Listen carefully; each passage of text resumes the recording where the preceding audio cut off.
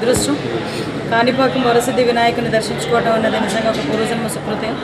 ఈరోజు ఈ కార్యక్రమానికి ముఖ్యంగా ఈరోజు దర్శన కార్యక్రమానికి నేను కుటుంబ సమేతంగా ఇక్కడ రావడం జరిగింది.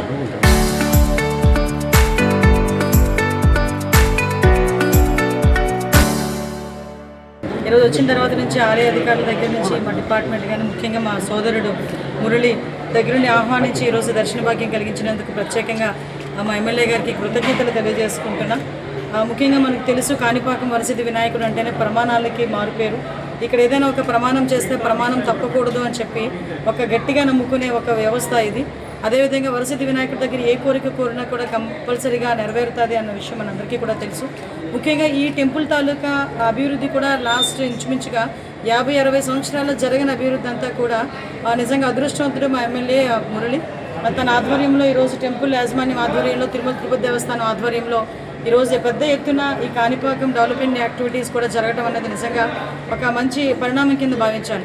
ఎందుకంటే ఈరోజు డైరెక్ట్గా గౌరవ సీఎం గారి ఆదేశాల మేరకు డైరెక్ట్గా ఒక ఫ్లైఓవర్ ఏర్పాటు చేయడం కానీ, ఈరోజు టీటీడీ వాళ్ళు ఇచ్చిన మనకి 25 కోట్ల రూపాయలు పెట్టి ఒక మనకి కళ్యాణ మండపాలు కట్టడం కానీ, ఆల్రెడీ టెంపుల్ దగ్గర నుంచి ఒక 15 కోట్ల రూపాయలు పెట్టి సుమారుగా 100 గదులు నిర్మాణం జరగడం కానీ, అంటే ఓవరాల్గా కాణిపాక దేవాలయానికి వచ్చే భక్తులకి ఎటువంటి ఇబ్బందులు కలగకుండా చూసుకునే బాధ్యత కూడా ఇక్కడ దేవాదాయ శాఖ అధికారులు అదేవిధంగా పోలీస్ సిబ్బంది అందరూ కూడా చూసుకుంటున్నారు. ఇప్పుడే అడిగాను నేను మా పోలీస్ డిపార్ట్మెంట్ వాళ్ళని, మా ఎమ్మెల్యే గారిని ఎన్ని సీసీటీవీ కెమెరాస్ ఉన్నాయండి అని. సుమారుగా 190 సీసీటీవీ కెమెరాస్ పర్యవేక్షణలో ఈరోజు కాణిపాకం దేవాలయం కూడా ఉంది. కాణిపాకం ఇక్కడ అంటే మనకి ఇక్కడ దాన్ని నిజరూపం ఉంటుంది, కాణిపాకం నిజరూపం ఉంటుంది. అందుకే ఇక్కడ ప్రమాణాలు కూడా చాలా ఎక్కువగా జరిగే పరిస్థితి కూడా కనిపిస్తుంది. ఈ టెంపుల్ని అభివృద్ధి చేసుకోవాల్సిన బాధ్యత మనందరి మీద ఉంది. గౌరవ సీఎం గారు కూడా ప్రత్యేకంగా దృష్టి పెట్టి ఈ టెంపుల్కి వచ్చే భక్తులు కూడా ఎక్కడో ఇబ్బంది పడకుండా చూసుకునే బాధ్యతతో పాటు భద్రతా ఏర్పాట్లు కూడా అంతే కట్టుదిట్టంగా చేయడం జరిగింది. ఈరోజు కాణిపాకం దేవాలయంలో సీసీటీవీ కెమెరా పర్యవేక్షణ కాకుండా వాటిని ఏఐ కన్వర్షన్ చేసి ఇప్పుడు వచ్చినా కూడా ఈజీగా ఐడెంటిఫై చేసేటట్టు కానీ, ఎవరైనా ఎటువంటి ఇబ్బంది పెట్టేటట్టు ఉన్నా కూడా ఈజీగా ఐడెంటిఫై చేసేదానికి కానీ ఒక ప్రత్యేకమైన ప్రణాళికతో ఏఐ కన్వర్షన్ కూడా చేస్తున్నారు. ఓవరాల్గా వరసిద్ధి వినాయకుని తాలూకా అనుగ్రహం రాష్ట్ర ప్రజలందరి మీద కూడా మనస్ఫూర్తిగా ఉండాలని నేను మనస్ఫూర్తిగా కోరుకుంటున్నాను. మేడం, మహిళల పట్ల రాష్ట్రంలో ఎక్కడ పడితే అక్కడ అంటే నేను వాంటెడ్గా చెప్తున్నాను, కొన్ని ప్రాంతాల్లో జరుగుతున్న అఘాయిత్యం, దానిపైన మీరు ఎలా చేయాలి? మీకు ఒకసారి అబ్జర్వ్ చేసుకుంటే పోలీస్ వ్యవస్థ ఎంత కఠినంగా ఉంది అని చెప్పడానికి చాలా ఉదాహరణ చెప్పొచ్చు. ఈరోజు ఇంతకుముందు చిత్తూరు జిల్లా ఎలా ఉండేది, ఇప్పుడు చిత్తూరు జిల్లా ఎలా ఉందో మీరు కూడా గమనించుకోండి.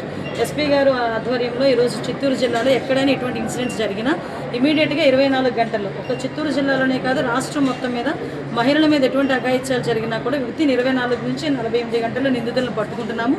పట్టుకోవడం ఒకటి మా బాధ్యత కాదు, పట్టుకున్న తర్వాత నేరస్తుడికి తగిన శిక్ష విధించాలి అన్నది కూడా మా తాలూకా మెయిన్ ఎజెండా. దాని మీదనే ఈరోజు ఫోరెన్సిక్ని మేము అందరం కూడా ఎక్కువ బలోపేతం చేయడం జరిగింది. ఎవిడెన్స్ కలెక్షన్ చేయడంలో కూడా ఎక్కడైనా ఇన్సిడెంట్ జరిగితే ఆ ప్లేస్కి ఫోరెన్సిక్ డిపార్ట్మెంట్ వాళ్ళు ఇంతకుముందు చాలా లేట్ అయిన సందర్భం నుంచి ఈరోజు ఒక గంటలోనే ఫోరెన్సిక్ డిపార్ట్మెంట్ వాళ్ళు వెళ్తున్నారు. ఎవిడెన్స్లు కూడా కలెక్ట్ చేయడంలో కానీ పోలీస్ సిబ్బంది ప్రత్యేకమైన శిక్షణ పొందడమే కాదు, వాళ్ళు కూడా టెక్నాలజీని బేస్ చేసుకొని ఈరోజు వాళ్ళ నిందితులను పట్టుకోవడం కానీ, ఎవిడెన్స్లు కలెక్ట్ చేయడం కానీ, కోర్టులో ప్రొడ్యూస్ చేయడం కానీ ఇవన్నీ కూడా చేస్తున్నారు. దానివల్లే పోక్సో కేసులో మనం ఎగ్జాంపుల్ చూసుకుంటే పోక్సో కేసు లాంటి కేసుల్లో కూడా 3 నెలల నుంచి 4 నెలల కాలంలోనే శిక్ష పడిన సందర్భాలు మన రాష్ట్రంలో చాలా ఉన్నాయి. కాబట్టి మా ఎజెండా ఏదో నిందితులను పట్టుకున్నాము, అరెస్టు చేసాము, జైలుకి పంపించాము అన్నది కాకుండా ఆ నిందితులకి త్వరితగతిన శిక్ష పడే విధంగా ఈరోజు మా గవర్నమెంట్ పనిచేస్తుంది.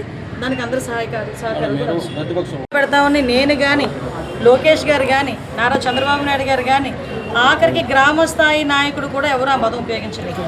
ఎవరైతే రూల్స్ అండ్ రెగ్యులేషన్స్ని తప్పుతున్నారో, ఎవరైతే కక్షపూరితంగా మా మీద వ్యవహరిస్తున్నారో అలాంటి వాళ్ళ మీద చర్యలు తీసుకుంటామని చెప్పాం తప్పించి ఎవరి మీద కూడా మేము కక్ష సాధింపు చేస్తామని మాత్రం ఇప్పుడు చేయలేదు. మేము అలా చేసే ఉద్దేశం కూడా మాకు లేదు. దయచేసి ప్రజలందరూ కూడా, మీరందరూ ముఖ్యంగా గమనించాలి, వైసీపీ వాళ్ళు కూడా గమనించాలి. నేను ఒకటే కోరుకుంటున్నా, ఈరోజు మేము అభివృద్ధి పదంలో ముందుకు తీసుకెళ్ళాలి.